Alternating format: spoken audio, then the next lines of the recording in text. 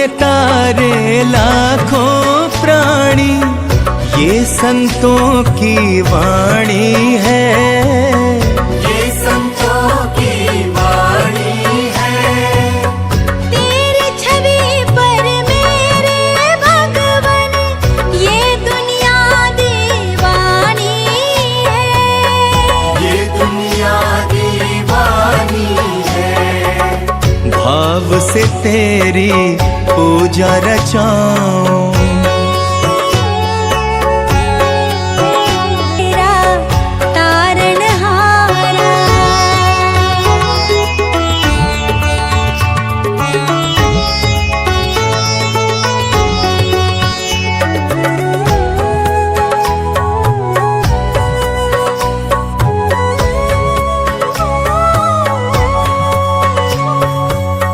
मन की मुरादें लेकर स्वामी तेरे चरण में आए हैं, तेरे चरण में आए हैं। हम हैं बालक तेरे चरण में, तेरे ही गुण गाते हैं, तेरे ही गुण गाते हैं। भव से पार उतरने को तेरे,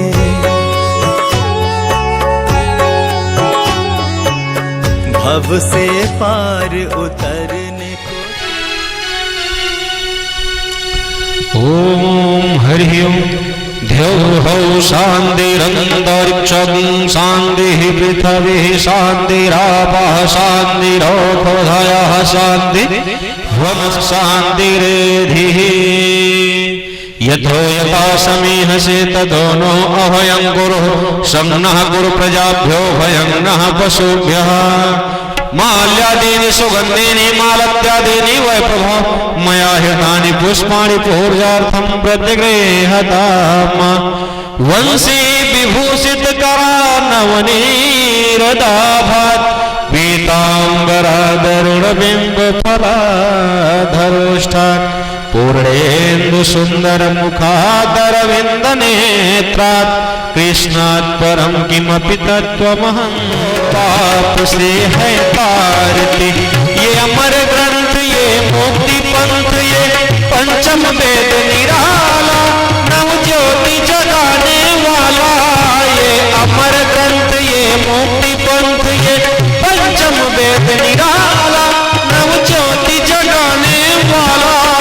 हरि नाम यही हरि धाम यही हरि नाम यही हरि धाम यही जग के मंगल की आरती।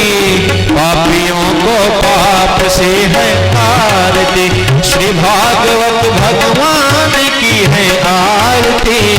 पापियों को पाप से है आरती।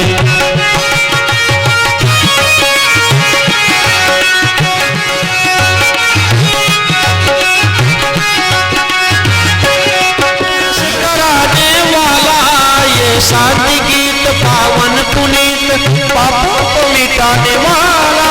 हरि दर्श कराने हरणी ये सुख करनी ये दुख हरणी श्री मधुसूदन की आरती। पापियों को पाप से है आरती श्री भागवत भगवान की है आरती। पापियों को पाप से है आरती।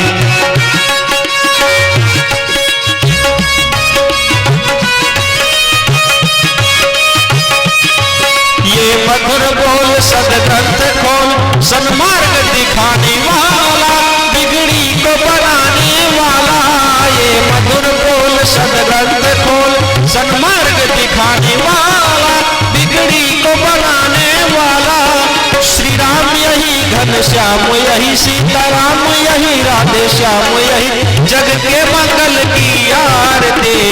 पापियों को पाप से है आरती श्री भागवत भगवान की है आरती।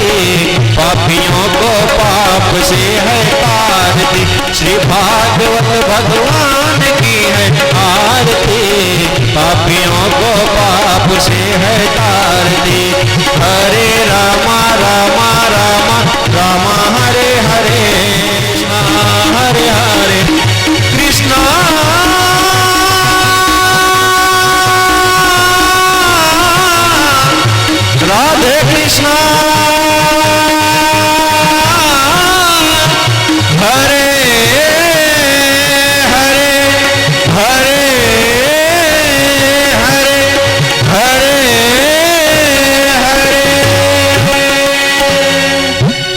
शिथिलीकरणं हस्तौ प्रक्षालनम्।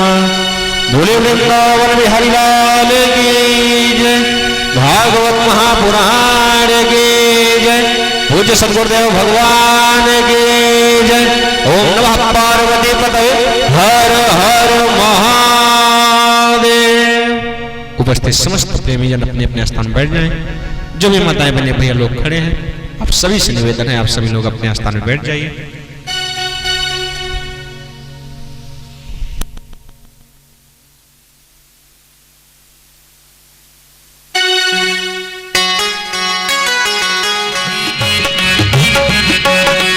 जुआ खिलत में पांचों पांडव गए द्रौपदी हारी। जुआ खिलत में पांचों पांडव गए द्रौपदी हारी। चीर दुशासन खींचन लागा, चीर दुशासन खींचन लागा। प्रगट भय बनवारी, देखबा सभवा उपरा द्रौपदी के चुनरिया घूमिला। देखबा सभवा उपरा द्रौपदी के चुनरिया घूमिला। हे चुनरिया घूमिला, हाँ नजरिया घूमिला। हे चुनरिया घूमिला, हाँ नजरिया घूमिला। हरदम भक्तन उपरा प्रभु जी के नजरिया घूमिला। हरदम भक्तन गज को ग्राह जब खींचन लागा, जल के बीच मझारी। गज को ग्राह जब खींचन लागा, जल के बीच मझारी। कहे गुरु जी कमल पुष्प से, कहे गुरु जी कमल पुष्प से। प्रकट भय बनवारी, ग्राहा गर्दन उपरा प्रभु जी के कटरिया घूमिला। ग्राहा गर्दन उपरा प्रभु जी के कटरिया घूमिला। हे नजरिया भक्तन उपरा प्रभु जी के नजरिया घूमिला। हाँ नजरिया घूमिला, हाँ नजरिया घूमिला, हाँ नजरिया घूमिला। बाबा संत नारायण पब्लिक इंटर कॉलेज के इस परिसर में श्रीमती मीना मिश्रा, उनके पतिदेव श्रीमान श्री प्रकाश मिश्र जी द्वारा आयोजित 7 दिवसीय कथा यात्रा के आज हम सब विश्राम वेला अर्थात सप्तम पड़ाव पर पुनः मिल रहे हैं। तब व्यासपीठ आप सभी का बहुत बहुत अभिनंदन करती है, स्वागत करती है। सभी पधारे हुए श्रोतागण, दूर दूर से आए सभी अतिथिगण, आज तो कल से ही सब लोग जो नहीं रोज आ पाए वो भी आए हैं। मीना जी के पिताजी भी आज पधारे, उनके मौसा जी भी आ गए हैं।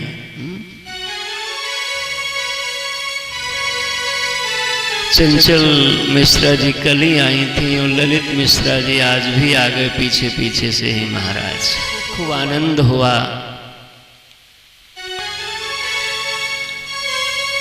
आप सब आज विश्राम वेला का सत्र शुभारंभ हो रहा है।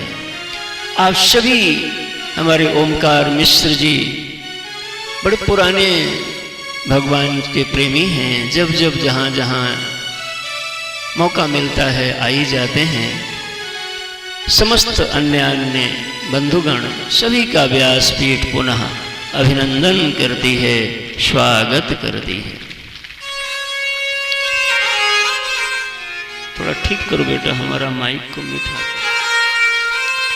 पुनः प्रश्न बोलता हूँ, कमर सीधी करो, चेहरे पे प्रसन्नता हो, सौभाग्य का अनुभव करो कि तुमको भगवान ने कथा में बैठने का यह अवसर प्रदान किया है। इसलिए भगवान को भी मनी मन प्रणाम करो, नमन करो।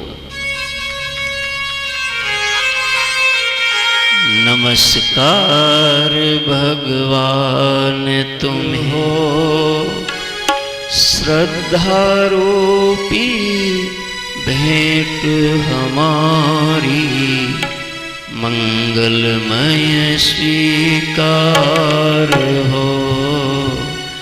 नमस्कार भगवान तुम्हें। भक्तों का बारंबार हो, नमस्कार भगवान बारंबार हो।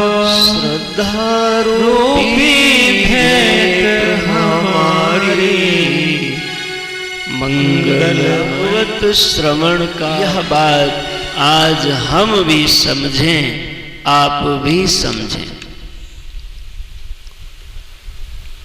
भागवत में कुल 12 स्कंध हैं। उन 12 स्कंधों में 335 छोटे छोटे अध्याय हैं और कुल 18,000 श्लोक हैं। इन 18,000 श्लोकों में 335 अध्यायों में 12 स्कंधों में एक बात का वर्णन किया गया है कि भगवान क्या है। यदि इसको थोड़ा विस्तार से बोलें तो कह सकते हैं कि संपूर्ण भागवत में भगवान का स्वभाव क्या है। मुख्यतः 2 स्तंभ चर्चा के केंद्र में हैं, एक भगवान और दूसरे भगवान के भक्त। यानी भक्त और भगवान की जो चरित्र है उसका नाम है भागवत। चलो, इस भागवत रूपी ग्रंथ में जो अंतिम अध्याय है 12वां स्कंध, उसका नाम है आश्रय। ये आश्रय क्या होता है? जिस पर यह सारा संसार आश्रित रहता है, उसका जो आधार है उसको कहते हैं आश्रय। बड़े होने पे धन आश्रय बन जाता है। अब माँ की नहीं याद नहीं आती, पिता की नहीं आती, किसकी याद आती? धन। और शरीर में थोड़ा जरा मसल्स बनने लगते हैं, बॉडी, तो लगता है अब हमको किसी की जरूरत नहीं, हम है ना। तो ध्यान रखना, ये सब बदलता चला जाता है। मकान का आश्रय, कोई पावर है, नौकरी है, खेत है, उसका आश्रय, खलिहान का आश्रय। देखो ये सब कितने आश्रय बनते चले जाएंगे। धन, पद, पैसा, कारोबार, ये जितने भी आश्रय हैं भक्तजनों, ये आश्रय बनते तो हैं, लेकिन ये स्वयं एक समय पर बनते हैं और स्वयं एक समय पर टूट जाते हैं महाराज। तो जो स्वयं अनित्य हो वह जीव को नित्य सुरक्षा कैसे दे सकता है? पैसा है तो जा सकता है, स्वास्थ्य अच्छा है तो बिगड़ सकता है, लोग हैं तो बिछुड़ सकते हैं। और जीव इसी कारण से सब कुछ होने के बावजूद मन में घबराता है, चिंतित होता है। दुनिया का कितना भी पैसे वाला कोई आदमी हो, निश्चिंत नहीं हो सकता। लोग कोशिश करते हैं कि हम निश्चिंत हो जाएंगे। आप गलत जगह से गलत चीज को खोज रहे हो। पैसे से एक सापेक्षिक निश्चिंतता मिल सकती है, लेकिन आत्यांतिक निश्चिंतता कदापि नहीं मिलेगी। परिवार से, मकान से, रोटी से, कपड़ा से। यही कारण है भक्तजनों कि सारा संसार इन सबको पा जाने के बावजूद चिंतित रहता है, भयभीत रहता है और कहता है महाराज है तो सब कुछ, लेकिन थोड़ी सी कमी है, थोड़ा कुछ कमी है। वो कमी बनी रहेगी कब तक?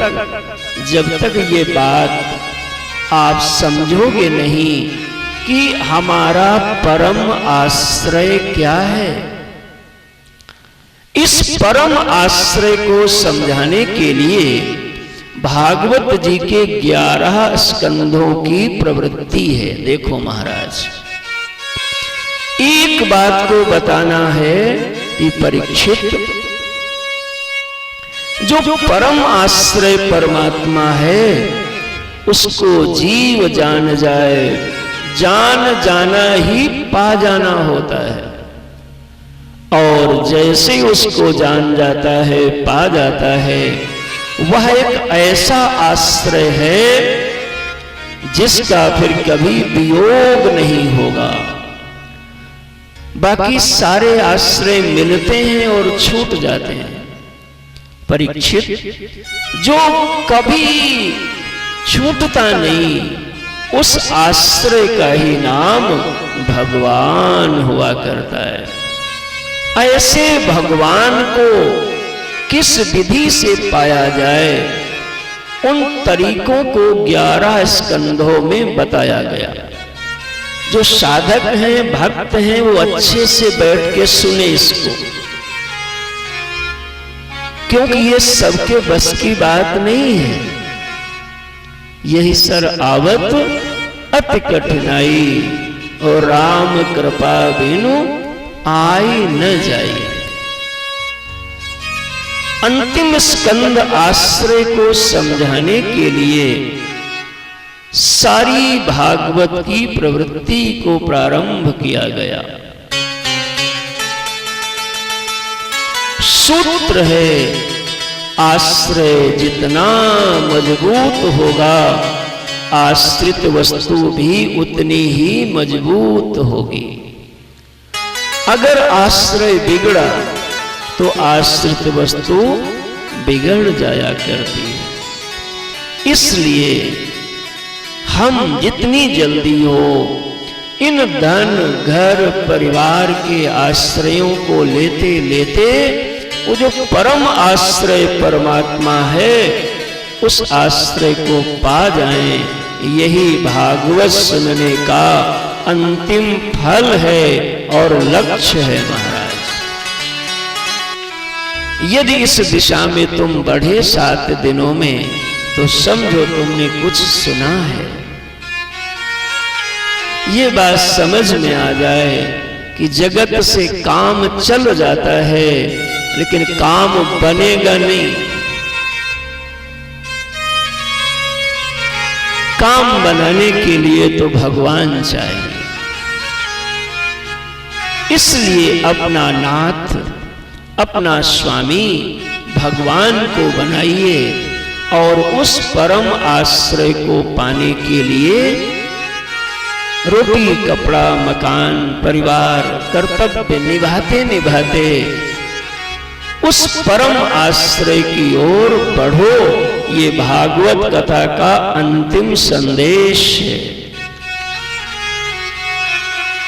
और वो भगवान, वो आश्रय जिसको एक बार मिल जाता है, फिर महाराज उसके जीवन में सदा के लिए भय, सदा के लिए चिंता, सदा के लिए मृत्यु, सदा के लिए दुख, अर्थात संसार के सारे अनर्थ एक बार में छूट जाया करते हैं। उसी का नाम मुक्ति है, उसी का नाम मोक्ष हुआ करता है। मेरा नाथ तो है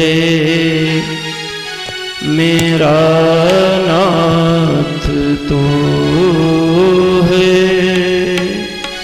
मेरा नाथ तो है, मेरा नाथ तो है। वहीं मैं अकेला, मेरे साथ तो है। कहीं मैं अकेला, मेरे साथ तो है। मेरा नाथ तो है, मेरा नाथ तो है, मेरा नाथ तो है, मेरा नाथ तो है। नहीं मैं अकेला, मेरे साथ तो है। नहीं मैं अकेला, मेरे साथ तो है। चला जा रहा हूँ मैं राह पे तुम्हारी, चला जा रहा हूँ मैं राह पे तुम्हारे। राहों में आए जो तूफान भारी, राहों में आए जो तूफान भारी। थामे हुए जो मेरा हाथ तू है, थामे हुए जो मेरा हाथ तो है। यही मैं अकेला, मेरे साथ तो है। मेरा नाथ तू है, मेरा नाथ तो है। नहीं मैं अकेला, मेरे साथ तो है। नहीं मैं अकेला, मेरे साथ तो है। मेरा नाथ तू है, मैं तेरा पुजारी। मेरा नाथ तो है, मैं तेरा पुजारी। मेरा स्वामी तू है, मैं तेरा पुजारी। मेरा स्वामी तो है, मैं तेरा पुजारी। मेरा दाता तू है, मैं तेरा भिखारी। मेरा दाता तो है, मैं तेरा भिखारी। मेरी जिंदगी की हर बात तो है, मेरी जिंदगी की हर बात तो है। मेरा नाथ तो है, मेरा नाथ तो है। मेरा नाथ तो है, मेरा नाथ तो है। नहीं मैं अकेला, मेरा नाथ तो मेरा नाथ तो है। नहीं मैं अकेला, मेरा नाथ तो है।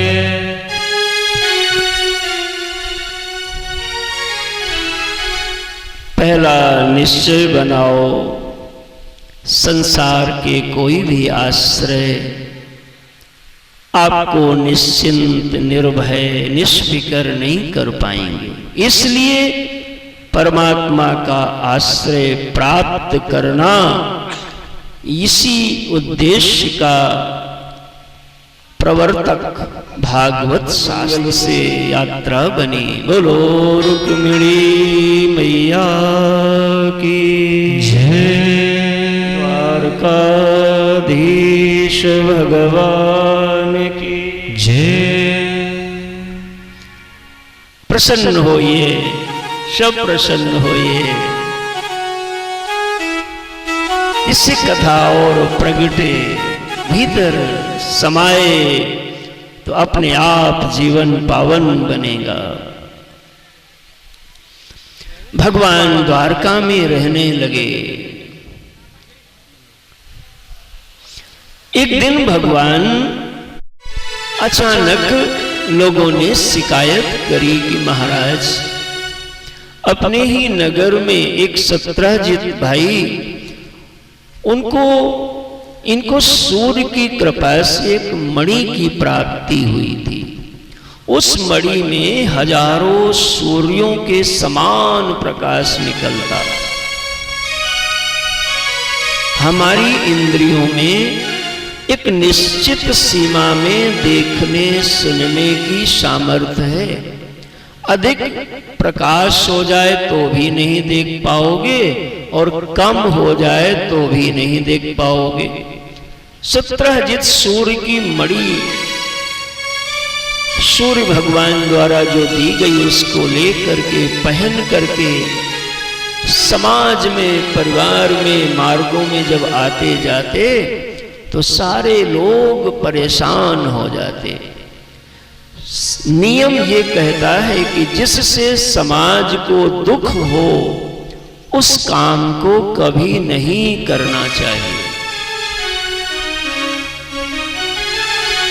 एक दिन भगवान ने समझाया तो कई बार जिसको समझना नहीं है उसको आप ज्यादा समझाओ तो आपको वो दुश्मन समझ लेता है। रावण को मंदोदरी ने समझाया लेकिन रावण नहीं समझा। रावण को हनुमान जी ने समझाया लेकिन रावण नहीं समझा। इसलिए ये मत समझो कि सबको समझाया जा सकता है। कुछ को समझाइए और कुछ को समझ लीजिए, दोनों बातों का जीवन में दर्शन होता।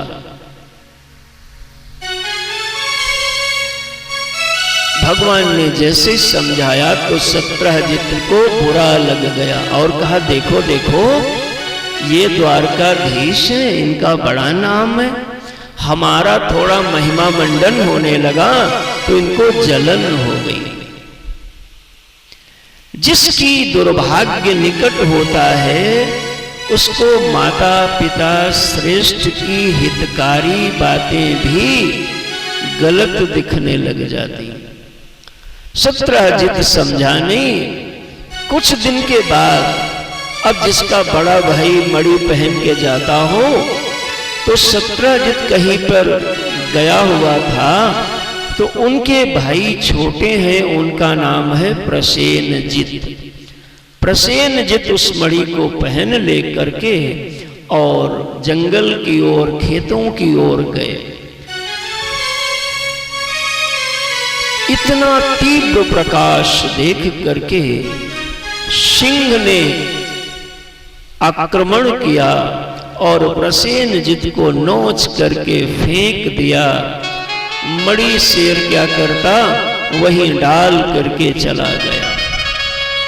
प्रसेनजित जब मर गया, घर गया नहीं, तो सत्रहजित अब परेशान कि भाई कहां चला गया, भाई कहां चला गया। कोई बड़ी उपलब्धि मिल जाए जीवन में तो उसको बड़ों का आशीर्वाद समझना, नहीं तो वही चीज तुमको नाश करने का कारण बन जाएगी। अभिमान तुम्हारा नाश स्वयं कर देता है। सत्यजित ने बहुत खोजा, कोई पता नहीं चला। तो एक दिन संध्या काल में शयन के समय अपनी पत्नी से धीरे से कह दिया कि लगता है ये कृष्ण हमारी मणि से जलन करते थे, लगता है इन्होंने ही हमारे भाई को मरवा करके मणि को हड़प लिया। किससे कहा? केवल अपनी पत्नी से। देखो महाराज, ये माताओं को श्राप है युधिष्ठिर जी के द्वारा कि इनके मन में कोई बात रुकेगी नहीं। कहते हैं जब महाभारत का युद्ध हो गया और सबके लिए पिंडदान आदि युधिष्ठिर जी कर रहे थे, तब कुंती माता ने कहा युधिष्ठिर से कि कर्ण के लिए भी जलांजलि दो। युधिष्ठिर जी ने पूछा कर्ण के लिए मैं क्यों दूं? तब बताया कर्ण भी तुम्हारा ही भाई था। जब यह बात बताया तो युधिष्ठिर जी को बहुत कष्ट हुआ और कहा मां, ये बात तुम पहले बताती तो हम ऐसा कदापि नहीं होने देते जैसा हुआ। लेकिन आज से मैं एक श्राप दे देता हूं कि इन माताओं को जो भी बताया जाएगा, जो भी बात होगी, इनके चित्त में रुकेगी ही नहीं, ये किसी न किसी को बता जरूर देंगी। महाराज सत्यजित केवल अपनी पत्नी से ये बात कहा। अब सोचो आप, उसकी पत्नी ने अपनी दीदी से कहा होगा। दीदी लोग बड़ी प्रेम होती है। अब दीदी ने दूसरी दीदी से, अब पूरे नगर में बात फैलते फैलते भगवान के बड़े भैया बलराम जी की पत्नी रेवती माता तक ये बात पहुंच गई। उन्होंने बलराम जी से कहा कि सुनते हो, आजकल द्वारका में चर्चा है कि अपने छोटे सरकार ने प्रसेनजित को मार के मणि हड़प लिया। बलराम जी ने कहा क्या बात करती हो, किसने तुमको बताया? तो बतानी सूचना आ गई। अब देखो बलराम जी को भी कुछ विश्वास बन गया कि ये तो पुराने ही खिलाड़ी हैं, न जाने क्या क्या महाराज आदत में है, इनका तो कुछ नियम। एक दिन भगवान बैठे थे और बलराम जी ने प्रभु के सामने ऐसे ही कह दिया, अरे कन्हई जो हुआ सो हुआ, अब मणि दे दो, बात खत्म हो जाए। प्रभु को देखो, कोई गैर व्यक्ति आपके ऊपर शंका करे आपको कष्ट नहीं होगा, लेकिन कोई अपना व्यक्ति शंका कर दे तो महाराज हृदय टूट जाया करता है। आज प्रभु के हृदय को बहुत कष्ट हुआ। अरे भाई, तुम भी हमारे ऊपर ऐसा सोचने लगे। तुरंत नगर से निकल गए और अब जब तक मैं मणि को खोज नहीं लूंगा तब तक वापस नहीं आऊंगा, ऐसा निश्चय कर लिया। बोलो सच्चिदानंद भगवान की।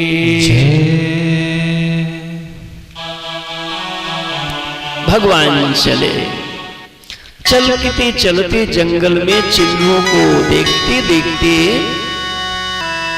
एक गुफा में संकेत मिला और वहां पर जब गए तो वहां जामवंत जी से मुलाकात हुई। जामवंत जी पहचान नहीं पाए और महाराज युद्ध होने लगा। 27 दिन तक युद्ध चलता रहा।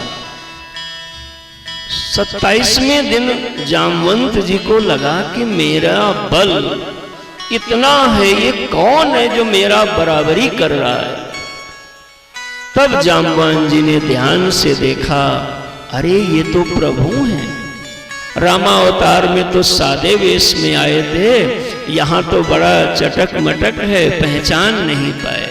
जैसे राम जी को हनुमान जी पहचानने पे चरण में लौट गए, ऐसे जामवान जी भगवान श्याम सुंदर के चरणों में लौट गए। प्रभु पहचाने पर गए चरना, प्रभु पहचाने पर गई चरना, प्रभु पहचाने पर गई चरना, प्रभु पहचाने पर गए चरना, प्रभु पहचाने पर गई चरना, सो सुख उमा जाई नहीं भरना, सोई सुख उमा जाई नहीं भरना, सोई सुख उमा जाई नहीं भरना। जामवान जी ने कहा, प्रभु आप यहाँ कैसे आए, पहले तो ये बताओ। भगवान ने कहा, जामवंत जी, अच्छा परीक्षित जी ने यहाँ पूछ लिया कि ये लड़ाई क्यों हुई, युद्ध क्यों हुआ। सुखदेव जी कहते हैं, राजन इसमें भी एक कथा आती है। कथा ये आती है कि त्रेता युग में जब भगवान राम बन के आए और रावण से युद्ध हुआ, सब लोग उसके बाद एक दिन बैठे थे, तो जैसे पुत्र पिता परिवार में कभी कभी हंसी विनोद होती, ऐसे भक्त और भगवान में भी हंसी विनोद होती। तो सब लोग बैठे थे, भगवान राम को थोड़ा हंसाने के लिए जामवान जी ने कुछ विनोद किया और खड़े हुए और ताल ठोका। तो प्रभु ने कहा, ये क्या है। तो उन्होंने कहा, प्रभु ये युद्ध तो सब हो गया, हमारी खुजली ही नहीं मिटी।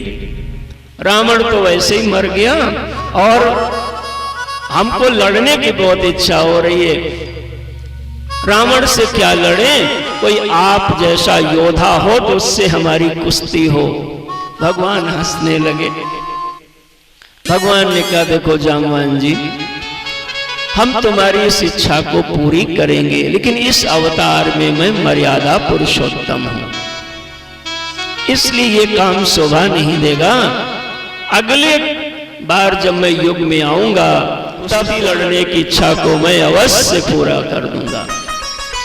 भगवान को ये ध्यान था, इसलिए ऐसी लीला हुई।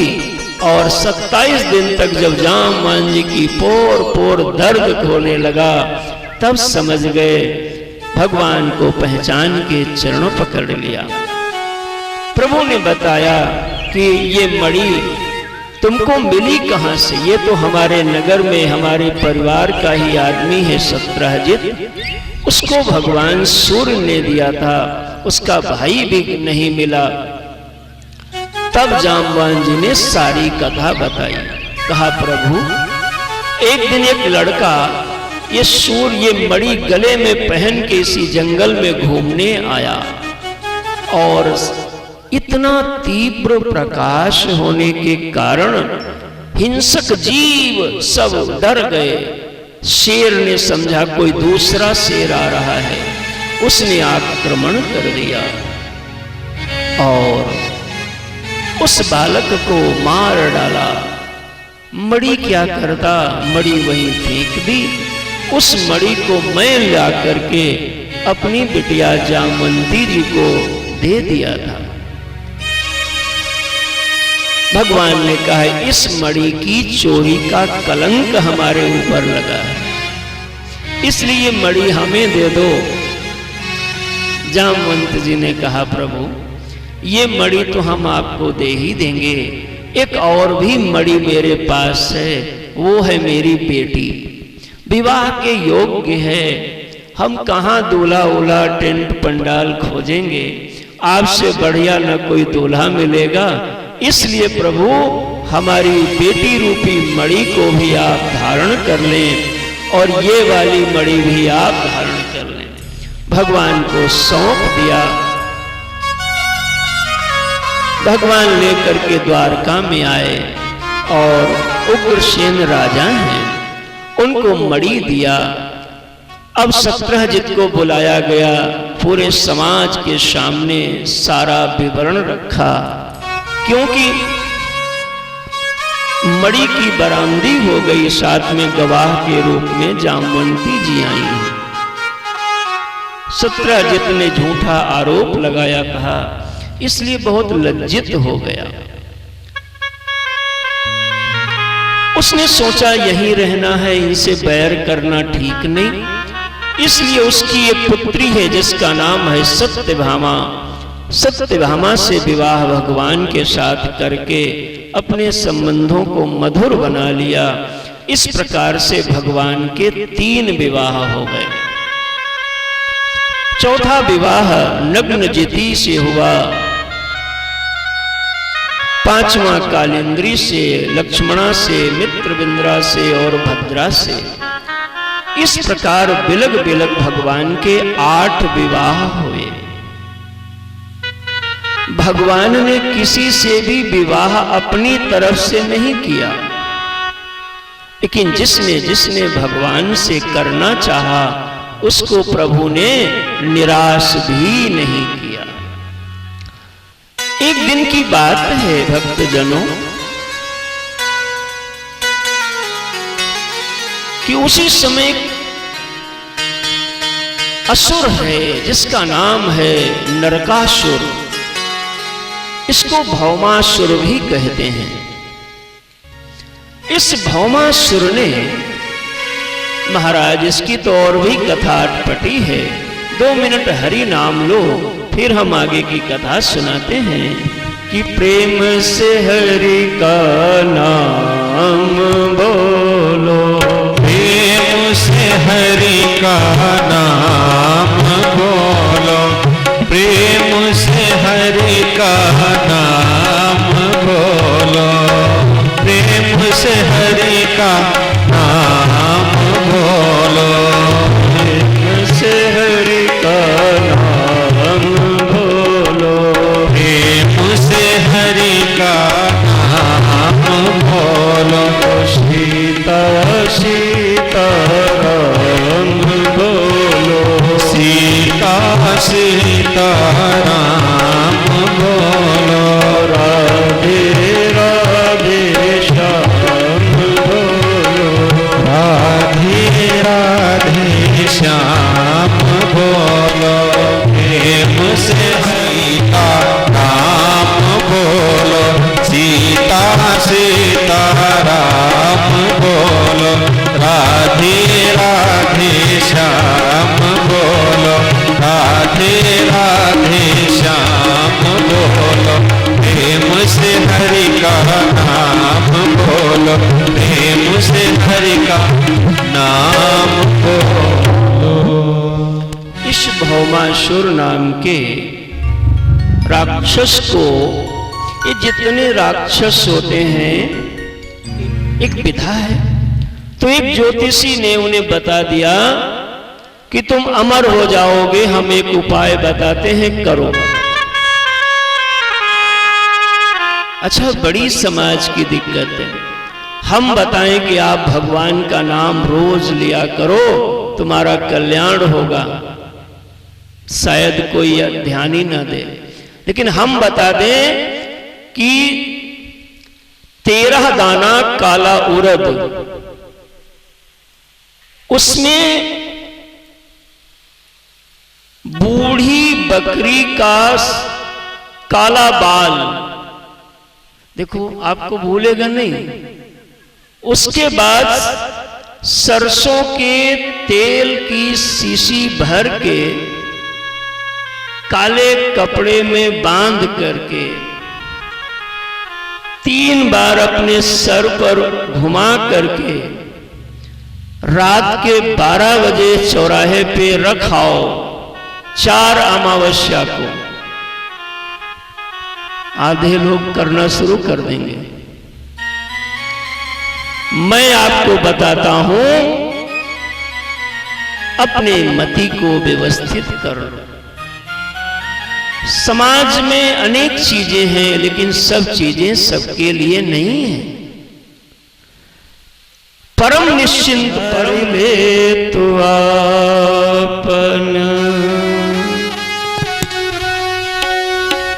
सुधारी ले तो आपन, बिगड़ल जन्मवा सुधारी ले तो आपन, बिगड़ल जन्मवा सुधार ले तू आपन, बिगड़ल धन धाम यहाँ, छुट्टी है धन धाम यहाँ, रहनवा सुधारी ले तो आपन, सुधार तू आपन, धन मन धन सब ओसर हुई है, मन धन सब ओसर हुई है, धन मन धन सब ओसर हुई है, मन धन सब ओसर हुई है, मानस जन्म मान दोसर हुई है, मानुष जन्म मान दोसर हुई है, कैला भाई देखी, गैला लो भाई देखी माटी के मगनवा, सुधारला तो आपन, बिगड़ल जन्मवा सुधारला तो आपन, बिगड़ जन्मवा सुधारला तो आपन, बिगड़ल जन्मवा सुधारला तो आपन।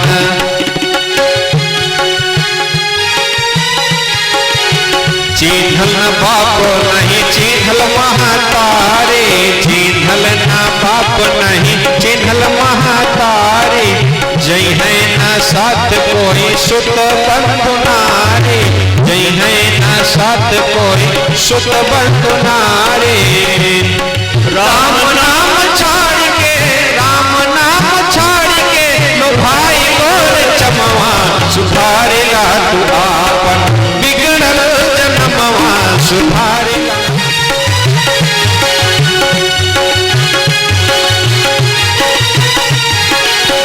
चलत संवरिया में पकड़ी तो जईबा, चलत संवरिया में पकड़ा 16,100 रजिस्टर्ड इतने लोग आ गई थी। इन सब ने जब सुना कि भगवान कृष्ण सबकी मदद करते हैं, तो इन सब लोगों ने भगवान से अनुरोध करने के लिए पत्र भेजा और कहा है श्याम सुंदर, हम लोगों की भी आप मदद करो, हम लोगों के भी जीवन की रक्षा करो, कि बिगड़ी मेरी बना जा,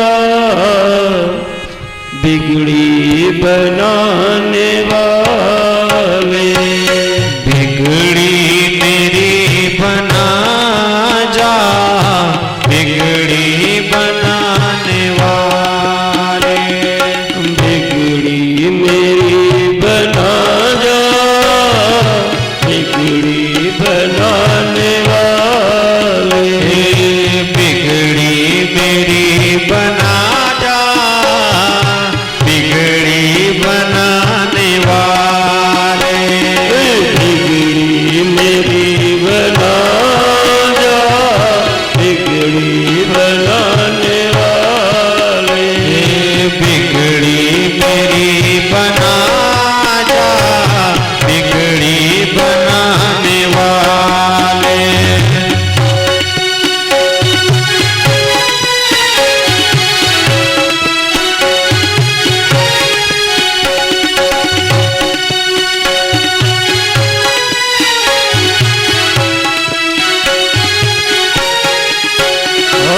दुख द्वंद बढ़ रहे हैं, कष्ट बढ़ रहे हैं, दुख द्वंद बढ़ रहे हैं, कष्ट बढ़ रहे हैं, दुख द्वंद बढ़ रहे हैं, कष्ट बढ़ रहे हैं, कष्ट बढ़ रहे हैं, बिगड़ी बनाने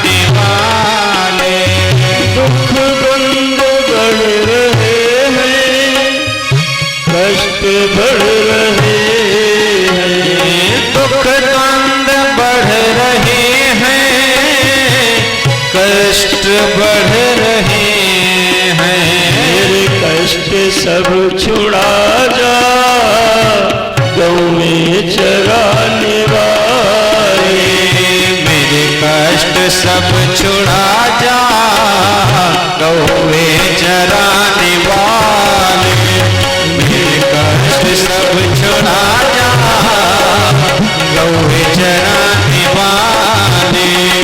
मेरी बिगड़ी तो बना जा, बिगड़ी बनाने वाले।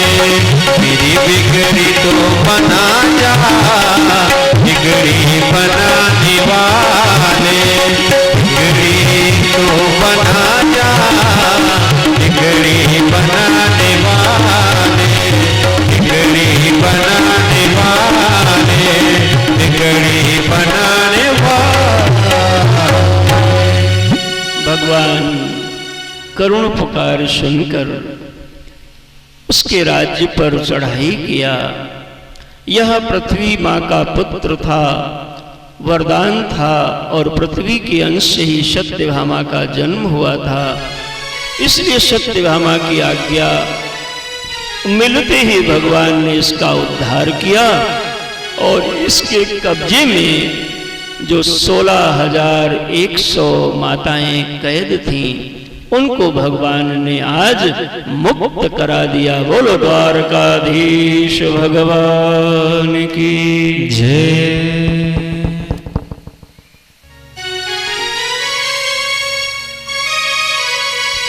जैसे सबको मुक्त किया तो भगवान ने कहा, देवियों अब आज से तुम लोग अपने अपने घर जा सकती हो। अब तुम्हें कोई डरने की बात नहीं है। सभी देवियों ने कहा, श्याम सुंदर, ये समाज कितना भी पढ़ ले, लिख ले, काबिल हो जाए, लेकिन इसकी कुछ मानसिकता बदलेगी नहीं कभी। प्रभु, हम लोगों में से कोई 10 साल पहले उठा के लाई गई, कोई 5 साल पहले, कोई 4 साल पहले, कोई 20 दिन पहले। हमारे माता पिताई भाई बंधु हमें चाहते तो हैं, प्रेम तो करते हैं, लेकिन हमारे कारण से जब उनके सम्मान में कोई कमी आने लग जाए तो हमारे ही लोग अपना सम्मान तो बचा लेते हैं, लेकिन हमें त्यागने में देरी नहीं करते हैं। महाराज प्रभु, अगर हम लोग अपने घर में जाएं तो हमारे माता पिता भाई लोग घर का दरवाजा भले ही मेरे लिए खोल दें, लेकिन उनके दिल का दरवाजा नहीं खुलेगा, सम्मान का दरवाजा नहीं खुलेगा। प्रभु, लड़का, आदमी, मनुष्य 10 साल 20 साल कहीं बाहर चला जाए, लौट के आ जाए तो सम्मान पूर्वक वो घर में स्वीकार कर लिया जाता है। लेकिन बेटी 10 साल की तो बात जाने दो, एक दिन भी बिना बताए कहीं चली जाए तो दूसरे दिन उसके घर में उसकी स्वीकारोक्ति घट जाया करती। श्याम सुंदर, हम लोग अनेक वर्षों से इसके चंगुल में थी। हमारे माता पिता पता नहीं हैं भी कि नहीं है। अगर मुझे रोटी मिल भी जाएगी मैं जाऊंगी, लेकिन हमें लोग इतनी गिरी नजर से देखेंगे कि वो रोटी मेरे लिए मौत से ज्यादा महंगी होगी। इसलिए मेरे पास अब केवल 2 विकल्प है, या तो मैं सागर में डूब करके अपनी जीवन को विराम कर दूं, और या आप अपनी द्वारका में हमें आश्रय दे दो, तो हम भी आपकी शरण में जीवन को जी लेंगे प्रभु, यही आपसे प्रार्थना है। भगवान ने कहा, देवियों, द्वारका में कोई कमी नहीं है। अगर तुम चलना चाहो, रहना चाहो, तो हम सब के लिए खाने पीने का, रहने का प्रबंधन कर देंगे। आजीवन आप सब रहिए। माताएं प्रसन्न हो गईं कि भगवान ने हमें अपना लिया। लेकिन जैसे ही प्रभु हाँ बोले, तो माताओं ने एक और बात रख ली। सबने कहा, रुको रुको श्याम सुंदर, थोड़ा एक और प्रश्न है। भगवान ने कहा, लो महाराज, कितने प्रश्न करोगी? उन सब ने कहा, देखो, ये पुरुष दो पुरुष परिचित हो ना परिचित हो, कहीं भी आए जाएं, कोई नहीं पूछता कि ये तुम्हारे क्या लगते हैं। पूछता है? पूछता है? नहीं पूछता है। लेकिन जैसे ही पुरुष के साथ कोई स्त्री दिखती है, वैसे ही लोग पूछेंगे, ये तुम्हारी क्या लगती है? श्याम सुंदर, आप हम इतने लोगों को लेकर के द्वारका में चलोगे, द्वारका के लोग पूछेंगे हम आपकी क्या लगती हैं, तो क्या बताओगे? भगवान ने कहा, कुछ भी बता देंगे। सबने कहा, नहीं, संबंध मेरे मन का हो, हम आपकी पत्नी बनना चाहते हैं, आप हमें अपने चरणों में स्थान दें, यही मेरी आरजू है। भगवान ने सबको स्वीकार कर लिया और द्वारका में ले करके आए। 16,100 मंडप बने और 16,000 रूपों से भगवान ने एक के साथ एक बन करके विवाह संपन्न किया। इस प्रकार से भगवान के कुल विवाह 16,100 प्लस 8 बराबर 16,108 विवाह संपन्न हो गए। बोलो भक्त और भगवान की जय। धीरे धीरे परिवार बड़ा हो गया। रुक्मिणी मैया से प्रद्युम्न जी का जन्म हुआ, प्रद्युम्न जी से अनिरुद्ध जी का, अनिरुद्ध जी का विवाह वाणासुर की पुत्री उषा से विवाह हुआ। सभी के 10-10 पुत्र, उनके पुत्र, उनकी पुत्रियां, कितने बच्चे घर में हैं, इसका कोई हिसाब किताब नहीं है महाराज। सूतक लगता ही नहीं था, रोज लोग जन्म ले रहे, मरता कोई नहीं था। ये भगवान के संकल्प से सुरक्षित है। तो रोज सब पैदा हो रहे हैं, अपना अपना कार्यक्रम चल रहा है। एक दिन देवर्षि नारद जी भगवान की दिनचर्या देखने के लिए आए कि जरा देखें श्याम सुंदर कैसे जो है इतने लोगों के साथ कैसे रहते हैं। नारद जी दिनचर्या देखने के लिए देवर्षि नारद जी महाराज की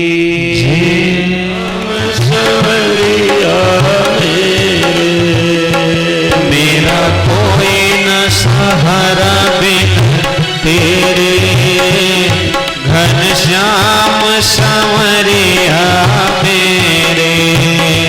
मेरा कोई न सहारा बिन तेरे, घनश्याम संवरिया मेरे।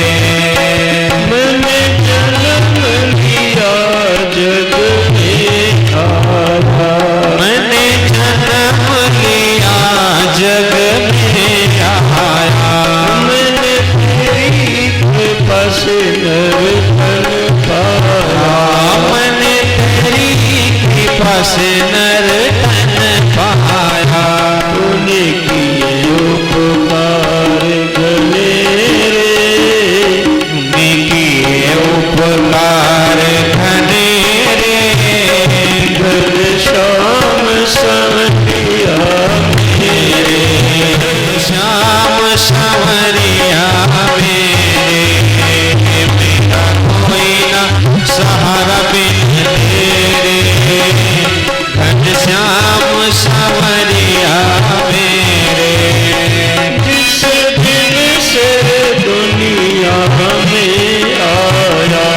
जिस दिन से दुनिया में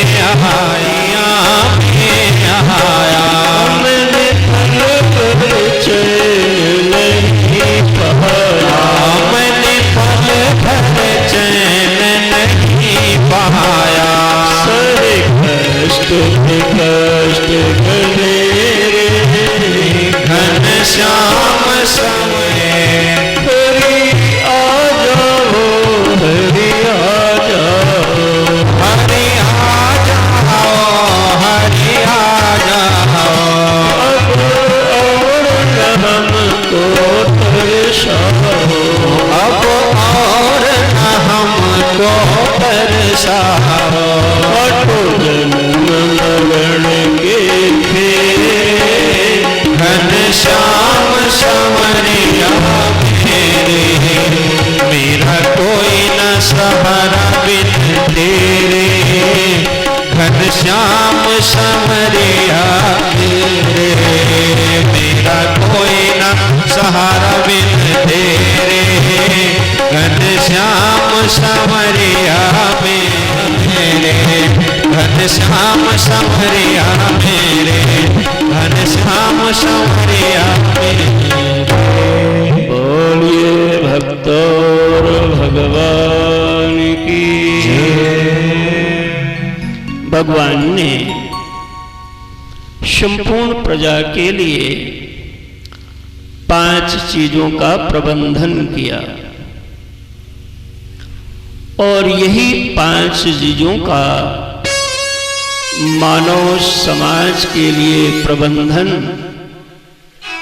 करना पुण्य की श्रेणी में रखा गया।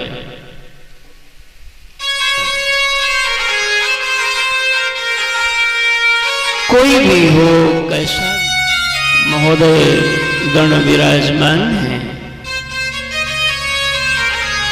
दोषी को भी रोटी नहीं रोकता है कोई, सरकार भी रोटी देती है। ये भगवान की सेवा का अंग है। पहली चीज रोटी, दूसरा वस्त्र। हमारे जेलों में भी कैदियों को भी रोटी भी दी जाती है और पहनने को वस्त्र, निवास, छत। रोटी, कपड़ा और मकान। चौथी चीज है चिकित्सा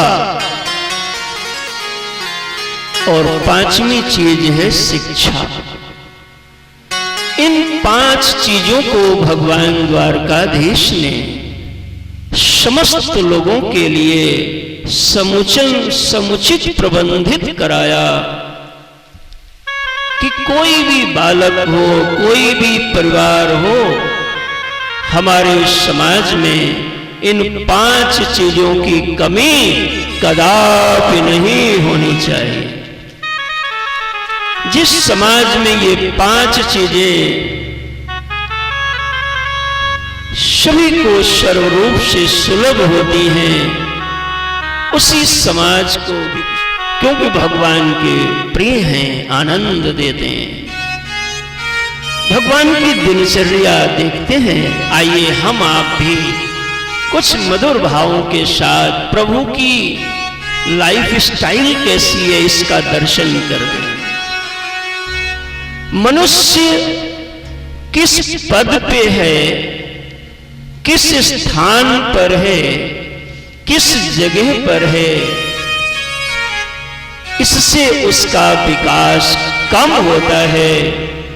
मनुष्य की दिनचर्या कैसी है, टाइम मैनेजमेंट कैसा है, इससे विकास सर्वाधिक होता है।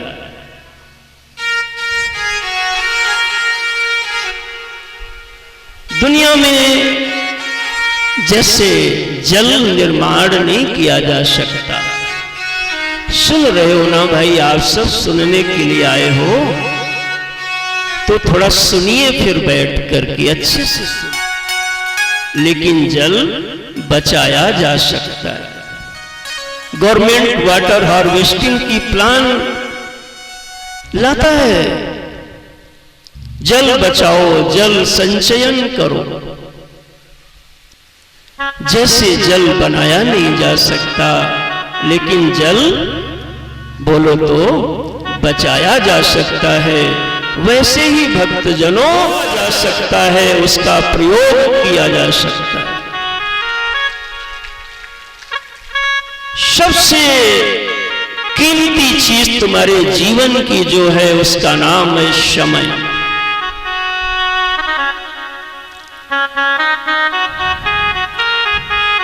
जिसके पास समय समाप्त हो जाता है माय डियर, उसका सब समाप्त हो जाता है। समय के बाद कुछ बचता है वो मालिक साहब ही बचते हैं। इसलिए भगवान ने स्वयं अपने जीवन समय से जागरण, जो समय से जग नहीं पाता उस समय से फिर कोई काम नहीं कर पाएगा। हड़बड़ी, और हड़बड़ी में होती है गड़बड़ी। आदमी एयरपोर्ट पहुंच गया, पासपोर्ट गाड़ी में रह जाता है। गड़बड़ी हड़बड़ी ये शैतान का काम है। ऋषियों ने कहा समय से जगो। भगवान समय से स्वयं जगते हैं। नारद जी देखने आए। आइए हम भी थोड़ा मधुर भाव में आपको भगवान के घरों में दिखाते हैं कि प्रभु कैसे जीते हैं। यद यदा चरति श्रेष्ठः तत्तदेवोत्तरो जनः शयत् प्रमाणं कुरुते लोकस्तद अनुवर्तते। बड़ा आदमी, बड़ा पदासीन व्यक्ति जिस प्रकार के आचरण को करता है, निकटस्थ लोग उसका अनुकरण करते हैं। पिता माता के जीवन का अनुकरण परिवार में संतान करती है, और राजा के अनुकरण को प्रजा करती है। गुरु के जीवन का अनुकरण शिष्य करते हैं। इसलिए जो जितना ऊंचा है उसको अपने आचरण को उतना ही व्यवस्थित रखना होगा। भगवान ने ब्रह्म बेला में जगते हैं, समय से जागरण। मैं जल्दी से कुछ सूत्र बोल देता हूं, पूरा डिटेल करने में तो एक ही विषय को कह मिलेगा, और आज कथा विश्राम भी है। अस्तु। दूसरी चीज, घर में भगवत आराधन और भगवत पूजा, ये दूसरा काम। लेकिन इस काम से पहले एक और काम करना जिसका नाम है परिवार की सुव्यवस्था। सुव्यवस्था माने सफाई, पवित्रता। हमारा घर, गली, गांव, नगर, सारा राष्ट्र पवित्र भी हो और स्वच्छ भी होना चाहिए। मनुष्य ठान ले तो कुछ भी कर सकता है। अब जहां जाओ पवित्र रहने का स्वभाव है तो उसका दर्शन मिलता है।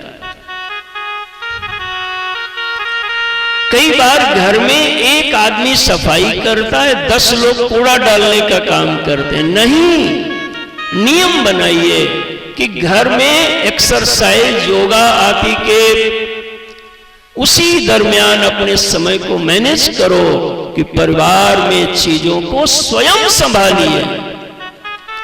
जिस परिवार में स्वयं सफाई होती है वो परिवार सदा स्वच्छ रहता है और व्यवस्थित रहता है। जूते की जगह जूते, चप्पल की जगह चप्पल, कपड़े की जगह कपड़े। और नहीं तो महाराज ऐसे अगड़म बगड़म आदमी चश्मा खोजता है, मिल ही नहीं रहा है। क्योंकि मिलेगा तब जब सही स्थान पे सही सामान रखोगे, तब मिलेगा। भगवान की कथा सुन करके लाइफ मैनेजमेंट को जीवन में लाइए, यही कथा है।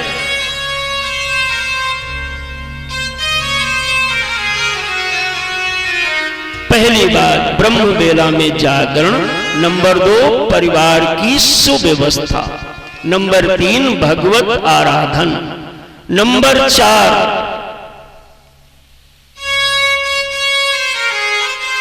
बड़े लोग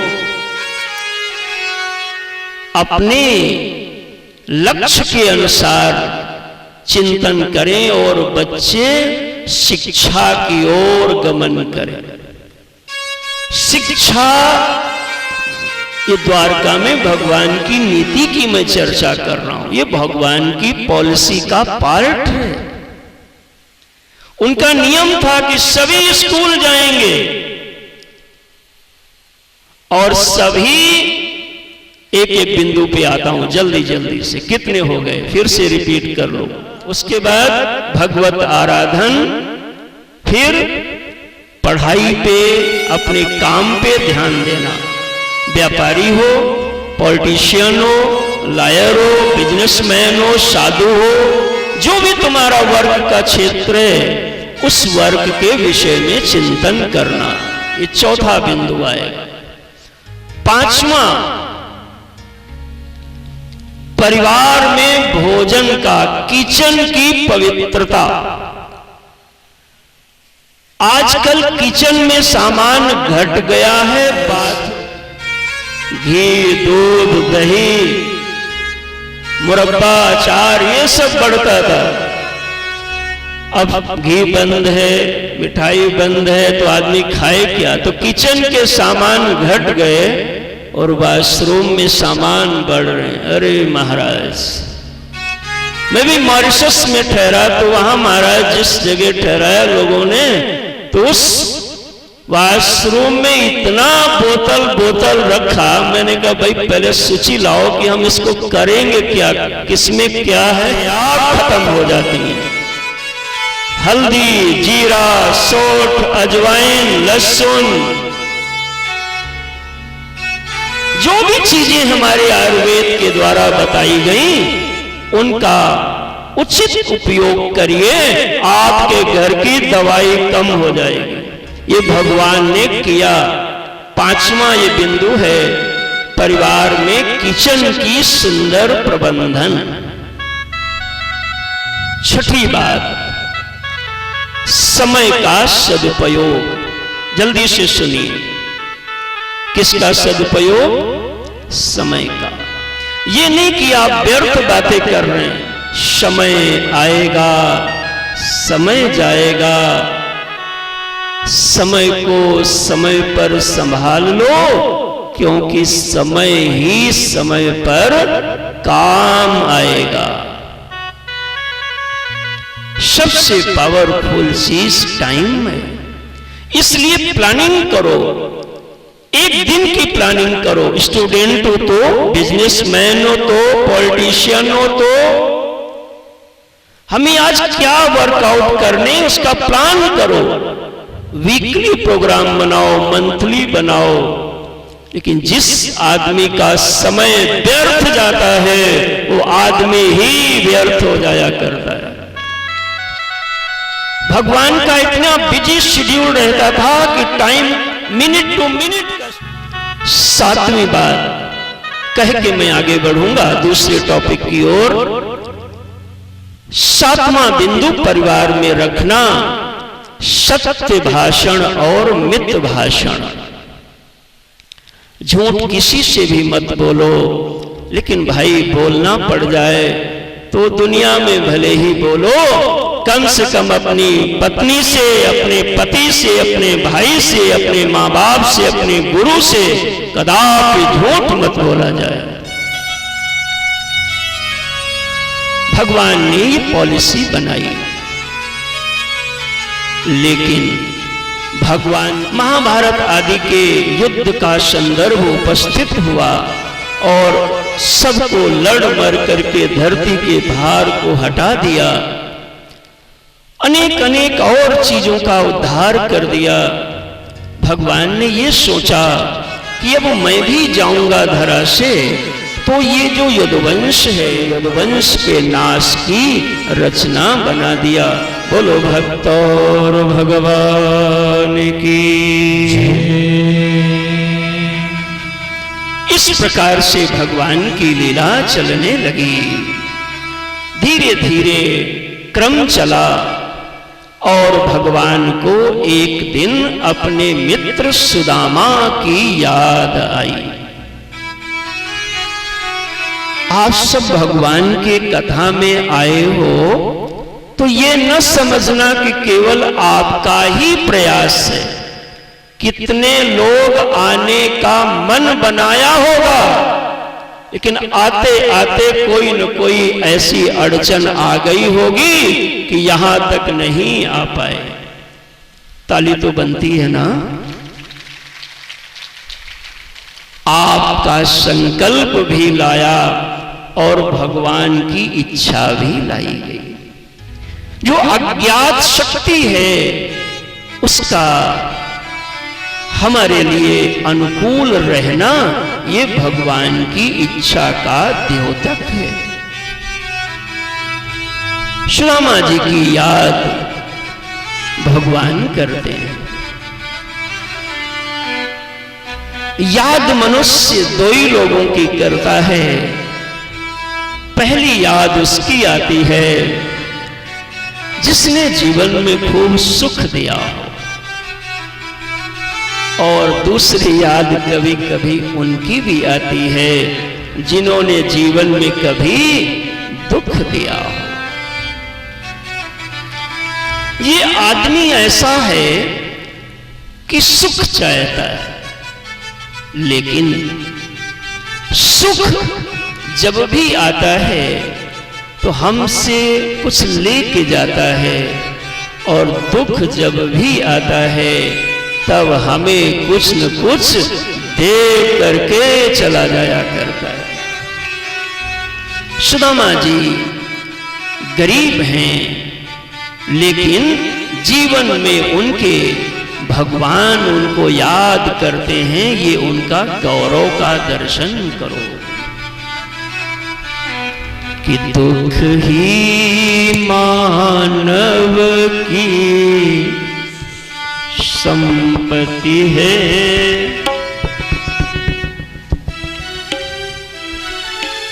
दुख ही मानव की संपत्ति है, फिर दुख से क्यों घबराता है। दुख ही मानव की संपत्ति है, फिर दुख से क्यों घबराता है। दुख ही मानव की संपत्ति है, फिर दुख से क्यों घबराता है। दुख ही मानव की संपत्ति से क्यों घबरा। दुख ही मानव की संपत्ति है, फिर दुख से क्यों घबराता है। दुख ही मानव की संपत्ति है, फिर दुख से क्यों घबराता है। फिर दुख से क्यों घबराता है। फिर दुख से क्यों घबराता है। श्री सद्गुरु भगवान की जय। हम क्षमा चाहते हैं, 1 मिनट परिचय के क्रम में हम बता देते हैं। अपने बीच श्रीमान सिद्धार्थ सिंह जी, आप श्रीमान ब्रजेश सिंह के सुपुत्र हैं, मंत्री साहब के। साथ में है श्रीमान राजीव कुरड़ जी। आप सभी का इस विद्यालय परिवार में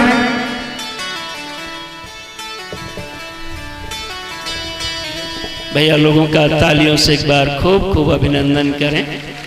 सबकी खूब जय जयकार होती रहे और ऐसे ही आना। साथ में अपने श्रीमान विनय सिंह हिटलर भैया, आप सभी का आज की इस पावन कथा में, अपने इस विद्यालय में आप सभी का हार्दिक अभिनंदन है, वंदन है।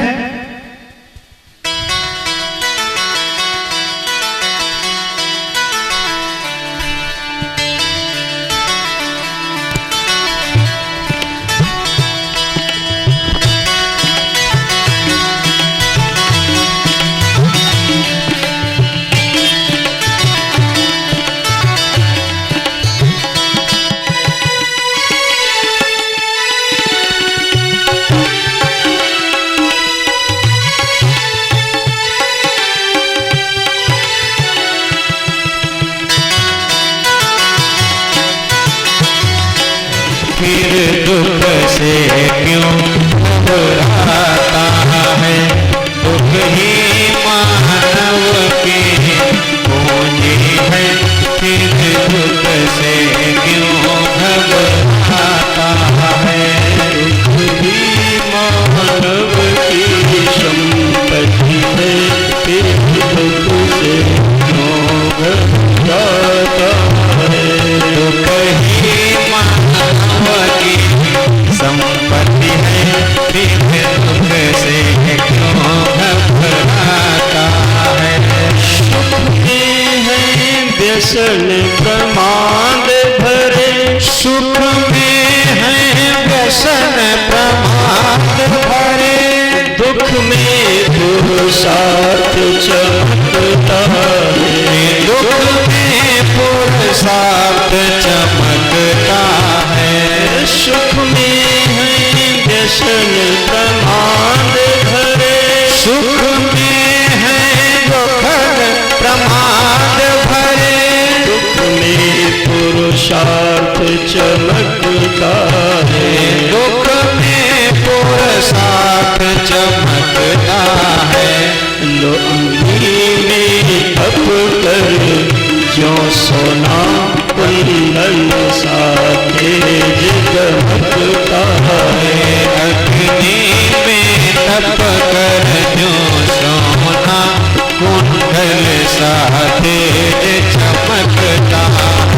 दुख ही मानव की संपत्ति है, दुख ही मानव की संपत्ति है। दुख से क्यों डरता है, फिर दुख से वो क्यों डरता है, फिर दुख से वो क्यों डरता है।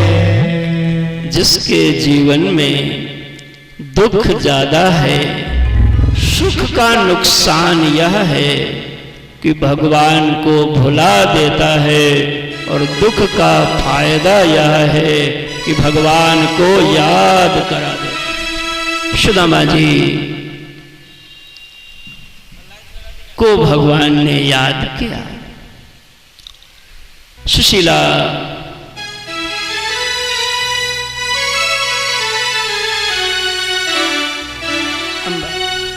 सुदामा जी अति गरीब हैं, फिर भी भगवान के यहाँ गए तो खाली हाथ नहीं गए, बल्कि भगवान को भी कुछ देने के लिए गए। महाराज पास में नहीं था तो मांग करके लेकर के गए। दो मित्र की कथा शास्त्र में अति प्रसिद्ध है। पहले मित्र कृष्ण और सुदामा, और एक मित्र की और चर्चा दी है, द्रुपद और भीष्म। क्या मित्र हमारा हमको ना दे तो उससे लड़ना चाहिए? मित्र द्रुपद भी राजा हैं, और नियम है राजा के पास जाओ तो खाली हाथ ना ले जाओ। पितामह द्रोणाचार्य यद्यपि उनको अनेक विद्याओं के ज्ञाता हैं। चाहते कहीं कोई फल फूल ले लेते, लेकिन द्रुपद के पास जब गए तो कुछ लेके नहीं गए, बल्कि मांगने के लिए गए। और आप गौर फरमाएं, सुदामा जी गए तो भगवान से मांगने के लिए नहीं गए, बल्कि भगवान को देने के लिए गए। महाराज, आपकी नीयत कैसी है वैसी ही आपको प्राप्ति हो जाएगी। भगवान ने लीला करी और सुदामा जी को माया के द्वारा विश्राम किया। मार्ग में तो पास में बुला लिया, महलों में गए और महलों में जा करके जब द्वारपालों से भगवान ने पूछा, भगवान के द्वारपालों से, अरे भैया यहाँ कृष्ण का कौन सा घर है? तो द्वारपालों ने कहा, भाई कहां से आए हो तुम? नए आदमी लगते हो। यहाँ जितने भी घर हैं ये सब श्री कृष्ण के ही घर हैं। और तुम नाम कैसे लेते हो? उनका नाम राजाधिराज महाराज ऐसे लगा करके नाम लिया जाता है। द्वारपाल समझ गया कि कोई ऐसा ही है। सुदामा जी कहते हैं कि अरे द्वारपालो, तुम लोग जाओ हमारे मित्र को इतनी सूचना दे दो कि द्वार पे सुदामा आया हुआ है। द्वारपाल जाते हैं, देखिए कैसे कहते हैं। अरे द्वारपालों, कन्हैया से कह दो कि दर पे सुदामा गरीब आ गया है, कि दर पे सुदामा गरीब आ गया है। अरे द्वारपालों, कन्हैया से कह दो, अरे द्वारपालों, कन्हैया से कह दो कि दर पे सुदामा गरीब आ गया है, कि दर पे सुदामा गरीब आ गया है। भटकते भटकते न जाने कहाँ से, भटकते भटकते न जाने कहाँ से तुम्हारे महल के करीब आ गया है, तुम्हारे महल के करीब आ गया है।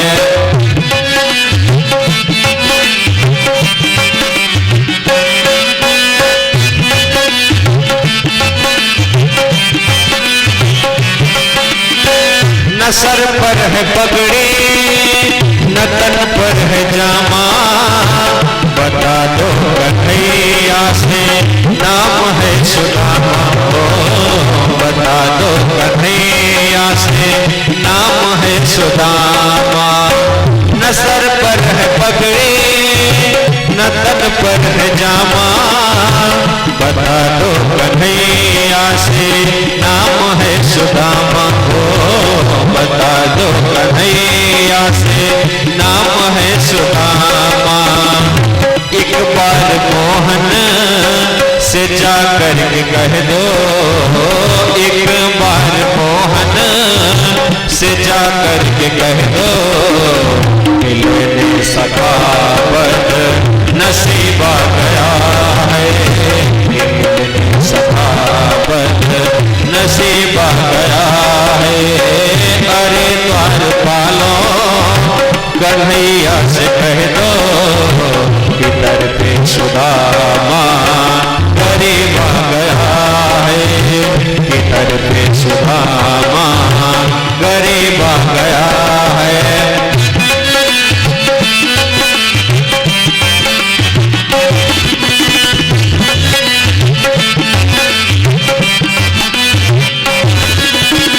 सुनते ही दौड़े चले आए मोहन, लगाया सुदामा को मोहन को लगाया गले से, सुदामा को मोहन कि सुनते ही दौड़े चले आए मोहन, लगाया गले से सुदामा को मोहन को, सुनते ही दौड़े चले आए मोहन, लगाया गले से सुदामा को मोहन हो, लगाया गले से सुदामा को मोहन। हुआ रुक्मिणी को बड़ा ही अचंभा, हुआ रुक्मिणी को बड़ा ही अचंभा, ये मेहमान कैसा अजीबा गया है, ये मेहमान कैसा अजीबा गया है। अरे द्वारपालों कन्हैया से कह दो, अरे द्वारपालों कन्हैया से कह दो, तर पे सुदामा गरीबा गया है, तर पे सुदामा गरीबा गया है।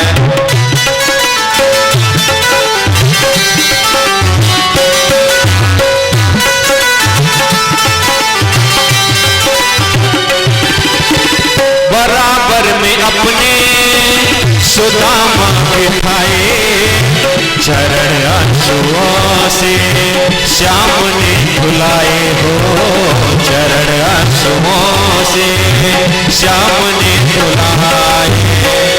बराबर में अपने सुदामा बैठाए, चरण आंसुओं से श्याम ने धुलाए। ओ बराबर में अपने सुदामा बिठाए, चरण आंसुओं से श्याम ने धुलाए। ओ चरण आंसुओं से श्याम ने धुला। सुदामा न घबराओ प्यारे, जरा तुम सुदामा, खुशी का समा तेरे करीब आ गया है। शास्त्र में परिभाषा यह है, जो अपने मित्र को दुख से बचाने के लिए उसके दुख को स्वयं धारण करके ऐसा सुनाने का भाव बन रहा है। आजकल के जो मित्र हैं, ये मित्र नहीं, परिचित में और मित्र में अंतर होता है। मित्र वह होता है जो अपने दुख को राई के दाना के समान जाने, और ये नहीं कि हमारे मित्र पे कोई दिक्कत आ गई तो उसने कहा भैया ऐसी बात हो गई, तो हमने उससे बड़ी एक और बात बता दी, क्या करें हम पे आफत फाट पड़ी है। ये मित्र नहीं है। अपने पहाड़ जैसे दुख को राइस के दाने के जैसा समझ ले, और मित्र के राई के दाने के जैसे दुख को पहाड़ के जैसा अनुभव करे, उस हृदय का नाम मित्र हुआ करता। मित्र होना मुश्किल है, दो ही मित्र बन पाए, एक अर्जुन और एक सुदामा। तुम्हारे तो हजारों मित्र या मित्र हैं हो, जरूरत पड़ने पर एक भी नजर नहीं आएगा, ना मानो तो झूठ मूठ का चेक कर लेना।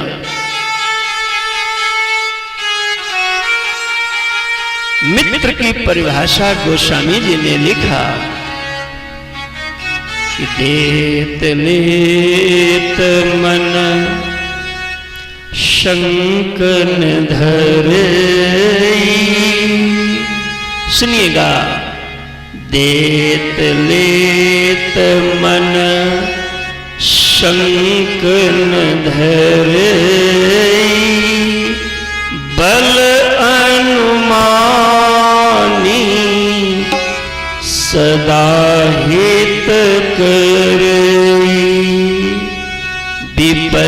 निकाल कर।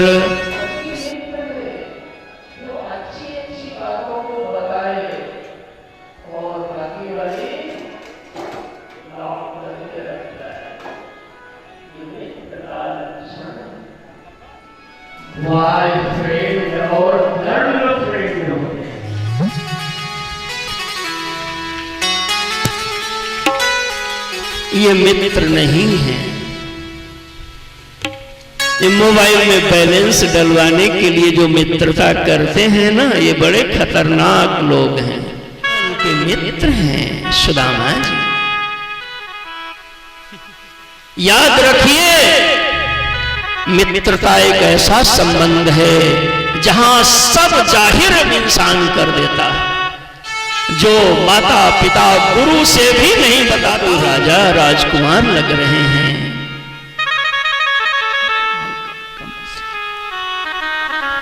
अरे भैया, कांटा लग गया है। सुदामा जी के पास प्रभु रथ से उतर के आए, पूछा, अरे कांटा लग गया। और वो कांटा भगवान ने स्वयं अपने हाथों से सुदामा जी के पैर से निकाल दिया। ये मुलाकात की पहली घटना है। मेरी कथा सुनने वालों, जरा संभल के सुन लो। कांटा माने दुख। किसी भाई के जीवन में दुख हो और आप उसको निकाल दो, यही मित्रता का शुभारंभ होने की तिथि हो जाएगी। तुम धोखा देकर के मित्र बनाना चाहते हो, फरेब करके झूठ बोल के मित्र बनाते हो। नहीं, मित्र बनने का शुभारंभ है कि किसी के कांटे को निकाल दिया जाए, वो मित्र बन जाया करता है। सुदामा से भगवान ने पूछा, आप कौन हो? बताया, मेरा नाम सुदामा ब्राह्मण है। कहां जा रहे हो? गुरुदेव के पास जा रहा हूं उज्जैन पढ़ने के लिए। अरे भाई, हम भी वहीं जा रहे हैं पढ़ने के लिए। सुदामा जी छुट्टी में आए थे घर, और भगवान पहली बार जा रहे हैं, तो सीनियर कौन हो गए? सुदामा जी। भगवान ने कहा, तो ऐसा करो भाई, अब पैदल जा रहे हो तो मेरे रथ पे बैठ लो। ये मित्रता का दूसरा साधन है दोस्तों। किसी को मदद कर दो, यहीं से दिल जुड़ जाता है। और याद रखना, तुम्हारे घर के लोग करोड़ों लाखों रुपए खर्च कर दोगे, वो भूल जाएंगे, लेकिन किसी पराये व्यक्ति पे 100 रुपए खर्च कर दोगे, वो तुमको हमेशा याद रखेगा दोस्त। सुदामा जी गुरुकुल में रहने लगे। कृष्ण के प्रति बड़े प्रिय हैं, क्योंकि हमारे अपने हैं।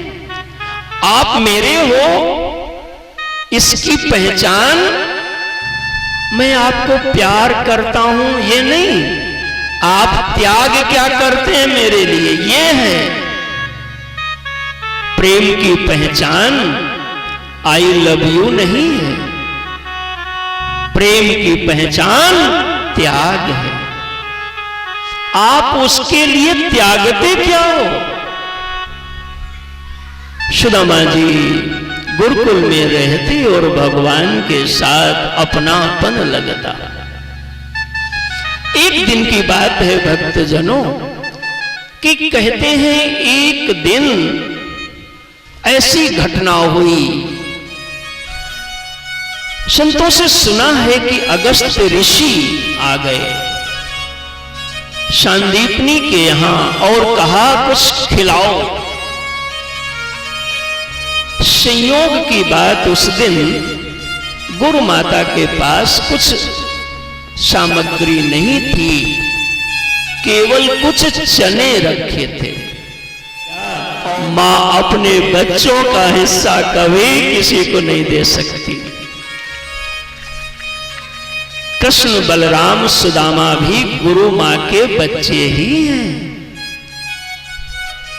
थोड़े चने थे, नहीं दिया, और ऋषि भगवान की रचना घटना होनी थी, श्राप दे दिया। देख लिया कि चने रखे थे और हमको दिया नहीं, श्राप निकल गया कि जो चना खाएगा वो दरिद्र हो जाएगा। यह बात सुदामा जी जान गए। दोस्त क्या होता है, मित्र क्या होता है, जरा सुनिए। पढ़ते हैं ना गुरुदेव के पास, तुम लोग भी ज्ञान लेने आए हो। ज्ञान ऐसे नहीं मिला करता। ज्ञान देने के लिए श्रद्धा और शीश देना होता है, उसके बाद सदगुरु की कृपा अपने आप बरस जाया करती। सुदामा जी ने सोचा, ये चने अगर मेरी गुरु मां ने खा लिया, मेरे गुरु ने खा लिया, तो मेरे गुरुदेव लक्ष्मी से हीन हो जाएंगे। और वो शिष्य ही क्या है जिसके रहते उसके गुरु पे संकट आ जाए।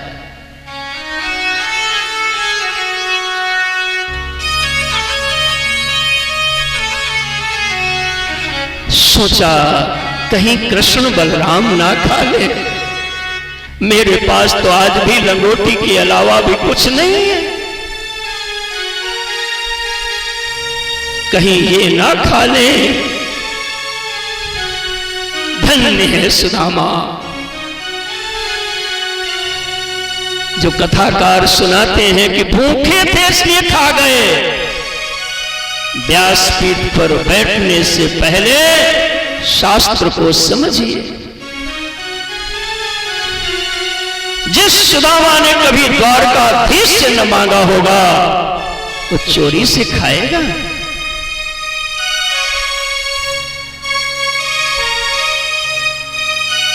किसने इजाजत दी गुलों से बात करने की, सलीका तक नहीं जिनको चमन में पैर रखने का।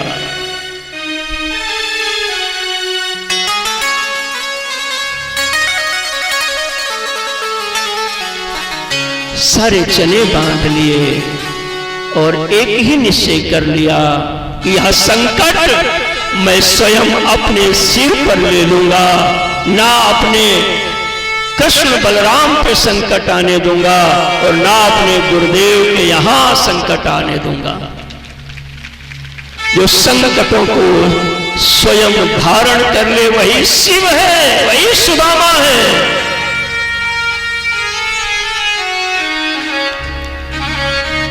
सुदामा ने ये मित्रता दिखाई।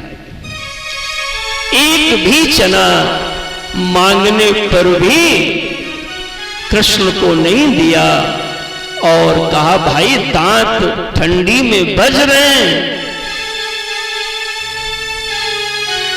भगवान अंतर्यामी है, सब जान रहे हैं कि दोस्त ये दांत नहीं, ये तुम्हारी हमारे प्रति प्रेम बज रहा है। तुमने सारी दरिद्रता ओढ़ ली। धन्य हो सुदामा, धन्य हो। भगवान सब देखते हैं, सब याद करते हैं। जो जैसा सोचता है, जैसा करता है, वैसे ही बन जाएगा।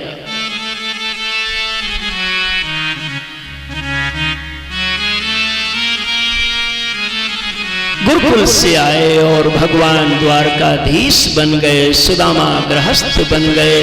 लेकिन श्राप के कारण गरीबी है, दरिद्रता है।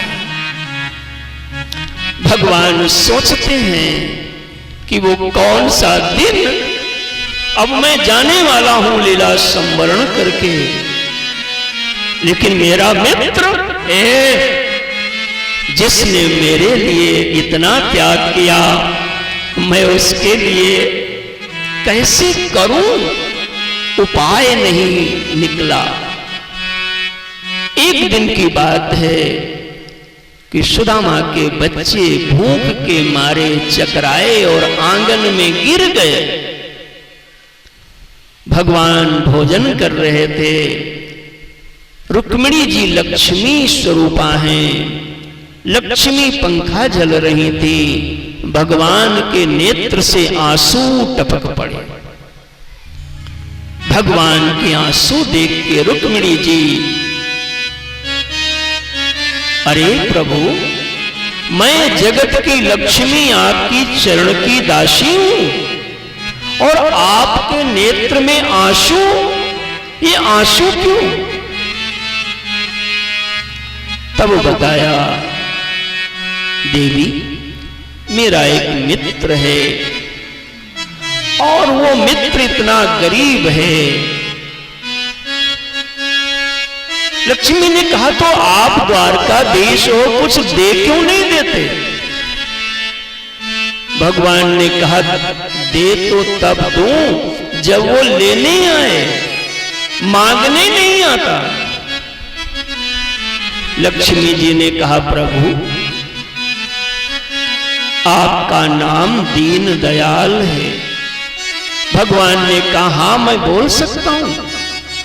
तुम्हारे पति द्वारकाधीश के सगे मित्र हैं और तुमसे कभी आज तक बताया?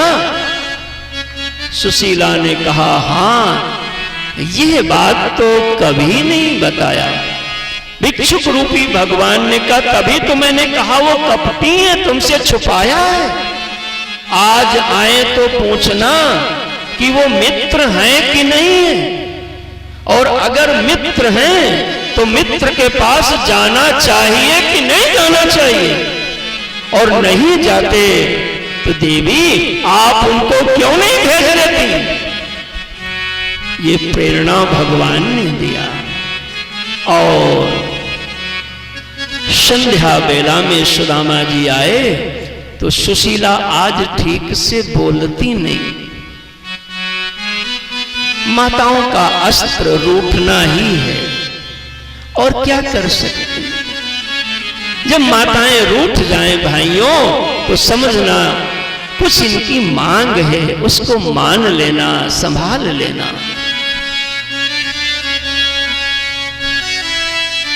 सुशीला ने कहा, तुमने हमको बताया नहीं, आपके मित्र हैं श्याम सुंदर। तब सुदामा ने कहा, अरे, क्योंकि सुदामा को लगा ये बात जानता केवल मैं हूं और कृष्ण है और कोई नहीं, तो इनको बताएगा कौन? पूछा, कोई बालक आया था क्या? कहां? एक सांवला सांवला आया था, घुंघराले बाल थे, टेढ़े टेढ़े खड़ा था, बड़ी मंद हो, कृष्ण धन्य हो। अब हम जरूर जाएंगे मिलने सुशीले। तो नहीं, मैं बड़ा हूं, कुछ लेके जाएं। देखिए नियत जरा साफ। ए बाबा, और सुशीला ने 4 मुट्ठी चूड़ा लेकर के विदा किया कि वो श्राप भी न खंडित हो और हमारा मित्र भी सदा के लिए मेरे जैसा हो जाए। इसलिए भगवान ने तंदुल को ग्रहण किया, और भगवान के उदर में कोट कोट ब्रह्मांड हैं, इसलिए होता है। कथा मैंने बहुत संक्षेप कर दी आगे के प्रसंग को, क्योंकि आप सबको आगे का भी आज अनेक व्यवस्थाएं हैं। अस्तु, फिर कभी उसको मैं अच्छे से सुनाता तो 1-1.5 घंटा अभी लग जाता।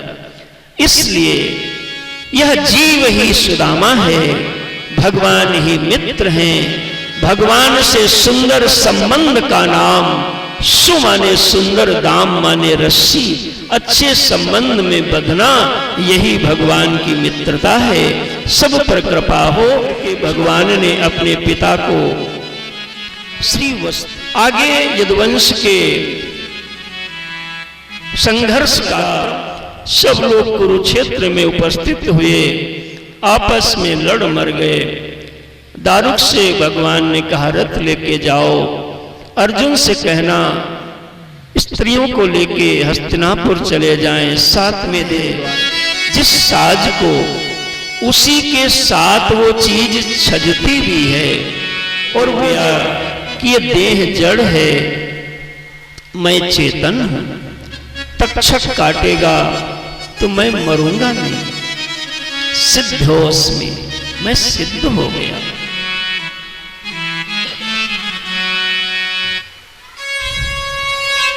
सुखदेव भगवान जैसे आए थे वैसे ही उठ के चल पड़े।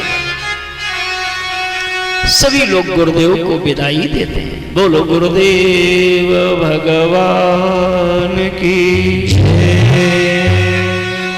इधर जन्मेजय ने प्रबंधन किया, पुष्प के रूप में कीड़ा बन के तक्षक आया और परीक्षित की सदगति हुई। मैत्री ऋषि ने हरिद्वार में कथा को विराम दिया। नैमिषारण्य में सूत जी कथा को विराम दे रहे हैं। तब इस खालिसपुर की पावन धरा पर 7 दिनों से जिस कथा का हम आप रसपान रूपाय विश्वोत्पत्त्यादि हेतवे तापत्रय विनाशाय श्री कृष्णाय वयं नमः। श्री कृष्णाय वयं नमः। 3 बार हाथ उठाएंगे। हरे नमः, हरे नमः, हरे नमः, हरे नमः, हरे नमः, हरे नमः। यह कथा भगवान राधा माधव के पावन चरणों में समर्पित करते हुए समस्त पूर्वज और उनके समस्त परिवारीजन सबका मंगल हो। इस कथा की रचना के मूल में श्रीमान मिश्र जी, श्री प्रकाश मिश्र, उनकी भार्या मीना मिश्र जी बड़े ही मनोयोग पूर्वक भगवान की इस रचना को बनाने में तन मन धन पूरा परिवार ही लगे, 1 महीने से लगे हुए हैं।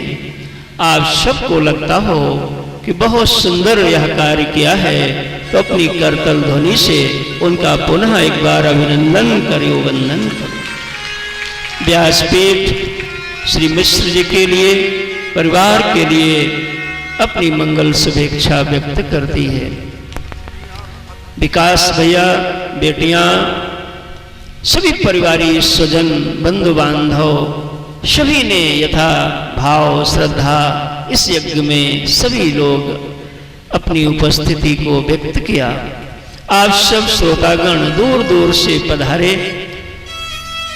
आप नहीं आते तो कथा सुनाता हम, जिससे आपको आगे की कथाओं का आपके फोन में सुलभता रहेगी, आप उसका लाभ ले सकते हैं और दूसरों को भी प्रेरित कर सकते हैं। पीछे स्टॉल लगा हुआ है, वहां पे ग्रंथ हैं अनेकानेक, जिनको पढ़ने में रुचि है आप ग्रंथ आदि को ले सकते हैं।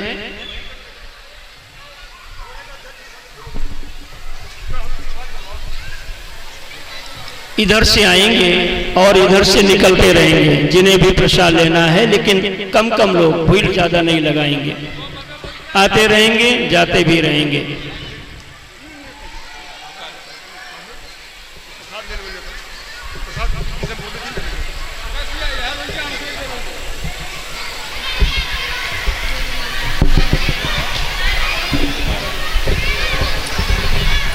इधर से निकलते रहे माई लोग, इधर ही से निकलते रहो। हाँ, जिससे भीड़ कम लगाएं, आते जाएं जाते जाएं, सभी को मौका मिलता जाए।